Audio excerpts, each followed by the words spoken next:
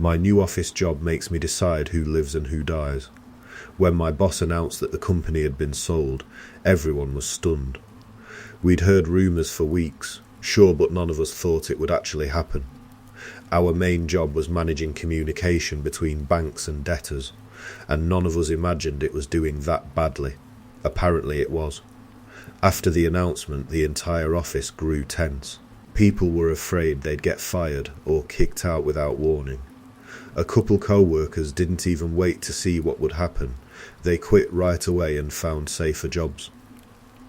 2, sometimes 3 people disappeared every day. For whatever reason, I decided to wait it out. My paycheck still came in, the workload stayed the same, and on the surface nothing had changed. At least not until when I walked into the office, the place was completely empty. Not slow morning empty, abandoned empty. My stomach dropped. Maybe I had made a huge mistake staying. Maybe I'd screwed myself right before Christmas of all times. As I stood there trying to process it, an unfamiliar man stepped out of my old boss's office. Thin, short, slightly hunched, balding on top. He looked exactly like the kind of guy who had spent his entire life behind a desk. "Ah, Mr. Cooper, finally. There you are," he said, waving me over and hurrying toward me. "Good morning, what happened?" I asked, still staring around the deserted office. "We're restructuring, Cooper," the thin man said as he adjusted his glasses. "Otto, I'll be your new supervisor. Restructuring. After being sold off, it was inevitable." I just nodded. "Cooper, you'll be getting a new office as well. A private one," Otto said cheerfully as he motioned for me to follow. "A private office? Why me?" I wasn't anyone special. I wasn't even particularly interesting. We walked down a long hallway and stopped in front of a door. "This will be your new office," Otto announced. I glanced around. There wasn't a single other door on the entire hallway. Why am I getting my own office?" I asked. "You're an excellent employee, Cooper," Otto said, patting my shoulder. "And it certainly helps that you're the only one who came into work today." Oh, I see. I felt something sink inside my chest. Most of my co-workers had probably found new jobs. They just never bothered. Otto opened the door with a wide, almost celebratory smile, like he was presenting an award. Inside was a 6-by-6-foot hole in the wall office. The desk barely fit in the room. On it sat an ancient yellowed monitor and an old corded phone that looked like something my grandmother would have used. One tiny window. 2 massive filing cabinets. That was it. Ta-da. Otto said proudly, "Your very own office, Cooper." "Yeah, well, I stammered. All I could think was, I need to quit. "What's the matter, Cooper?" Otto asked, sounding genuinely disappointed. "Something wrong?" "Well, Otto, how should I put this? It's a hole, and it doesn't seem very modern." "I don't know, I understand, Otto said, nodding quickly. "Before you say anything else, let me give you your new employment contract." He stepped into the tiny room, grabbed a stack of papers and handed them to me. My new contract. The first thing I saw was the salary, triple what I used to make. What the hell? What exactly was I going to be doing here? I was left alone in that pathetic little office. Otto hurried off after giving me a quick rundown of my duties, so I just sat there listening to the faint buzzing of the ancient cart monitor. My job was honestly the simplest thing I'd ever heard of. Otto had explained it, but I still didn't believe it at first. I had to use a single application. Profiles would appear, and I was supposed to either approve or deny them. What exactly was I approving? He didn't say. I assumed it was some kind of banking review process, same as before. Otto only had one real requirement: process at least 50 profiles a day. Other than that, I could do whatever I wanted as long as I respected the hours. My shift was strictly 8 Alonto am to 4 p.m. According to Otto, being late wasn't something they tolerated. So I sat there waiting for the program to load on that prehistoric desktop. The green screen application finally booted up. and immediately popped up a welcome message. Welcome, Cooper. We hope you enjoy your new workspace. Good luck on your tasks. Pfft, I muttered. Typical office bullshit. I clicked OK. The system clearly wasn't interested in small talk. The very next second, the first profile appeared. A completely average woman, born in 1978, 2 kids, worked at a mall. But her screen was filled with every imaginable detail. Height, weight, education, parents' names, her address, even the note that she'd been diagnosed with breast cancer 2 years earlier. I scratched my head nervously. Why the hell did I need this much information about a stranger? Sure, banks love their paperwork, but this felt excessive. Like I was staring straight into someone's entire life for no real reason. I forced myself to push down the frustration and look at it objectively. This was just credit evaluation, or some kind of evaluation anyway. Then, to calm myself, I said it out loud. Someone with 2 kids and cancer doesn't need more debt. And I clicked deny. It was an interesting job, to say the least. The system just kept throwing profiles at me, one after another. All ordinary people, all normal looking. And even though reading every detail of their lives felt uncomfortably invasive, I tried to make decisions using whatever credit evaluator logic I had left in me. What bothered me though was that nowhere, literally nowhere, did it say what these people were even applying for. There was only the profile. No request. No description. Just data. I didn't think too hard about it, at least not until the next profile showed up. This one was different. Half the sheet was blank. No name, no birth date, and instead of a photo there was just a blurry smear, like someone had dragged wet paint across the screen.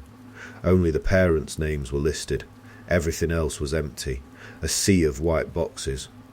I stared at the flickering monitor suspiciously. What the hell is this? A glitch? Or something else entirely? That's when someone knocked on my door. "Come in," I said, spinning around in my squeaky chair. The door swung open instantly and Otto walked in with the same overly friendly, almost clumsy smile he always wore. "Hello, Cooper," he said cheerfully. "I see you're having trouble with the system again. What the hell? Either this was a massive coincidence or Otto was watching my screen." Yeah, I said carefully. "This profile is weird, like I don't even know." Yes, Otto interrupted, waving his hand dismissively. "It happens. The system isn't modern. Lots of errors. But you don't need to worry about that." He stayed friendly, too friendly, and that only made the whole situation more uncomfortable. Why did any of this exist if the data was this broken? What was even the purpose of my job? The old hardware, the strange profiles, the whole thing felt wrong. "I can tell you're confused, Cooper," Otto said softly, as if he could read me. "Just focus on closing the profiles, make the numbers move. I don't care what you approve or deny, just keep them flowing." "Okay," I muttered, sounding like a scolded kid. "And what should I do with this corrupted one?" I asked, pointing. "Whatever you want," Otto replied casually. "Just close it." So I approved it. I didn't want to think about it any longer. Deep down I felt that if I started asking questions, if I looked even a little too closely, I'd end up in trouble I couldn't get out of. The past few weeks were nothing but work. I know it's a stupid mindset, but I figured it was better not to ask questions. Keep your head down, do your job, and nothing bad happens. Otto was pleasant enough. He'd pop in now and then to check on me, ask if everything was okay. The profiles kept flooding in like they'd never end, and I just kept clicking. Approve, deny, approve, deny.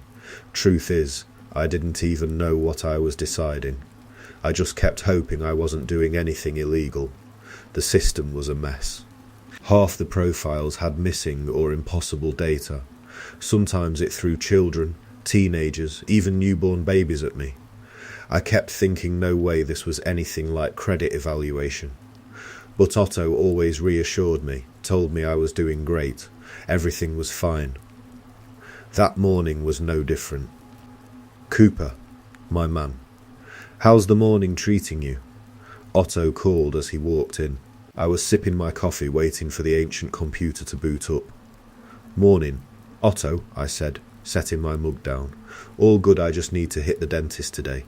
Think I could head out like 20 minutes early?" Otto made a face like I'd personally insulted him. "Oh, I'm sorry, but you know the rules. Work ends at 4.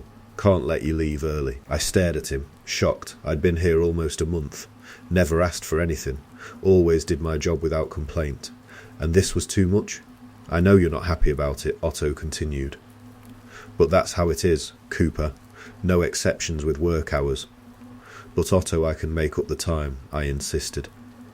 He clicked his tongue and sighed dramatically. "Sorry, can't do it. Reschedule the appointment." "Sorry, Coop." Then he just turned around and walked off, that skinny little frame of his waddling down the hallway while he hummed to himself. "Fucking arsehole," I muttered under my breath. I closed the office door behind me. That sad little hole I'd been working in for weeks had slowly become almost cosy. I had a laptop for movies, a few books, even a mini fridge. There was a kitchen, sure, but no one ever used it, and half the time I didn't feel like leaving the room, so I made it my space. Every day was the same. Profiles came in, and I picked yes or no. I had just pulled a cold Coke out of the fridge when my computer made a weird chirping sound. I turned back toward the monitor. The next profile must be approved. "This is important. Please comply." My stomach tightened. Otto's bullshit still burned in my chest, and for a second I actually considered denying it out of spite. But this was my job, and even if my boss was a stiff-necked prick, I still had to do what they said. I sipped my cold soda and deliberately took my time. If they were going to be arseholes to me, then fine, I could be a little petty too. I set the drink down and clicked through the message. The next profile immediately flashed onto the screen. This was the one I had to approve. The photo showed a rough-looking guy staring straight at me. The kind of man you hope you never run into on the street. According to the info, he was 34 years old, stocky and on the shorter side. But what really made my blood run cold were the highlighted notes, highly aggressive, multiple prior convictions. The green-tinted monitor flickered as I scrolled, my finger tense on the mouse. The list grew worse and worse. Unemployed for years, drug abuse, armed robbery, prison time for assault. I swallowed hard. Why the hell would I need to approve anything for a man like this? Who was this Miles guy? What did the system want from him? And what exactly was I approving here? But the instruction had been clear, and the earlier message still echoed in my mind. This must be approved. So I clicked the approve button. For a moment I waited. I don't know what I expected. A red light flashing, a siren going off, Otto running in. But nothing happened. The system just instantly loaded the next profile, like it was any other day. And I just sat there. Why had this man been so important to approve? And what the hell had I actually authorised?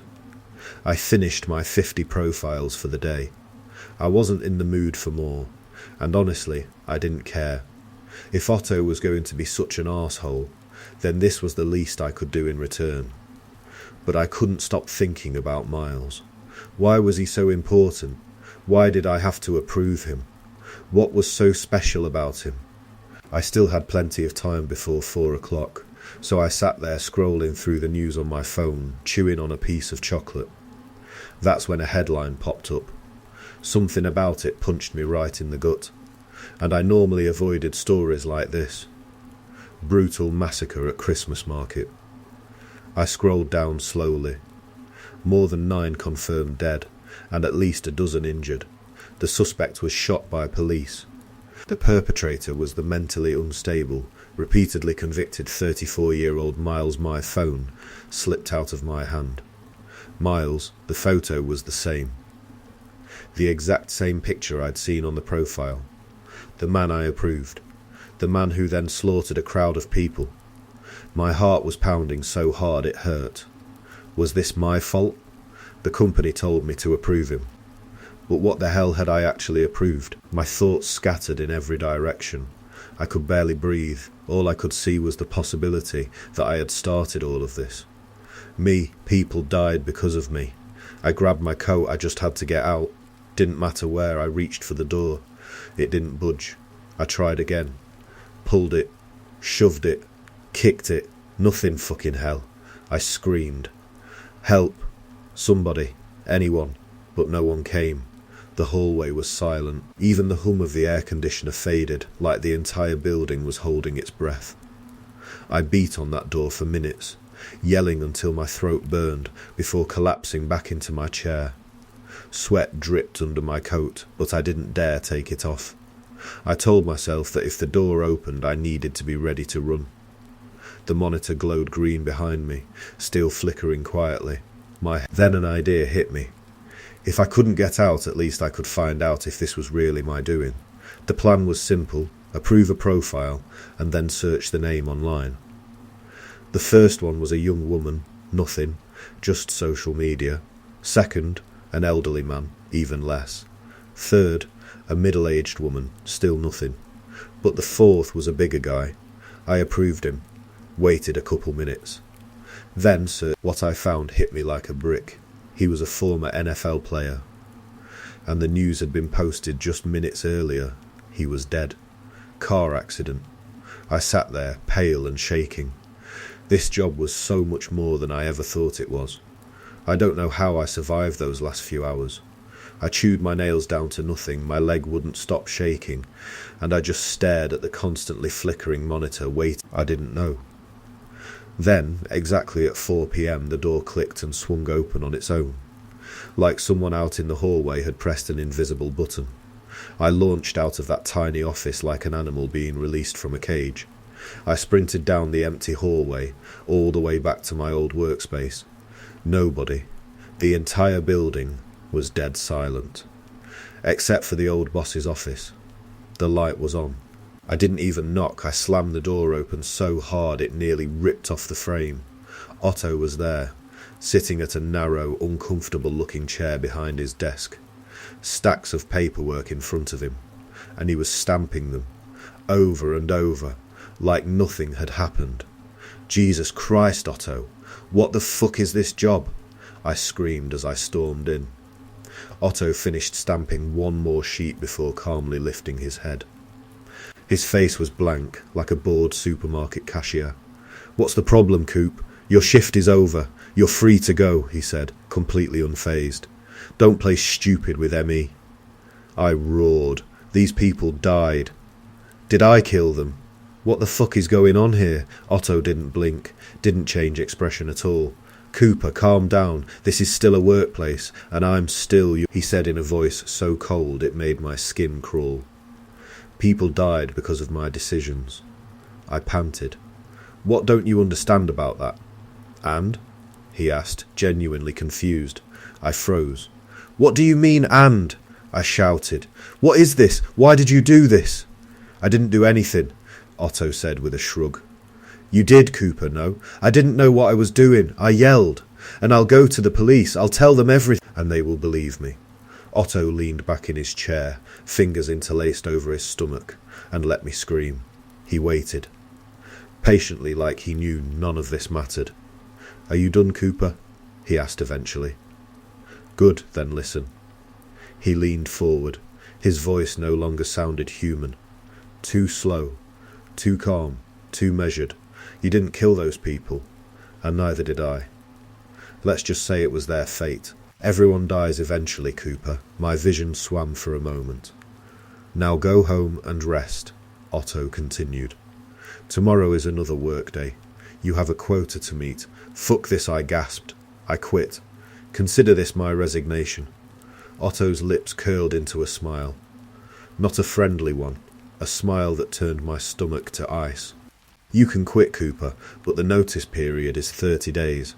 It's in your contract. And another thing, if you quit, someone else will take your place. There is always someone else." He stood up, walked toward me slowly, stopped right in front of me. "And your profile is in the system, just like everyone else's. If a new employee sees it, what do you think they'll do?" His voice dropped lower, deeper, resonating like something vibrating beneath the floor. I don't know this guy. I'll approve him. He leaned in closer. And then, Cooper, you're dead. Just like that. That's fate. I stood there, frozen, mind blank, unable to speak or move. Otto sat back down, resumed stamping forms like nothing had happened, and all I could think was, what happens if my profile actually shows up on that screen?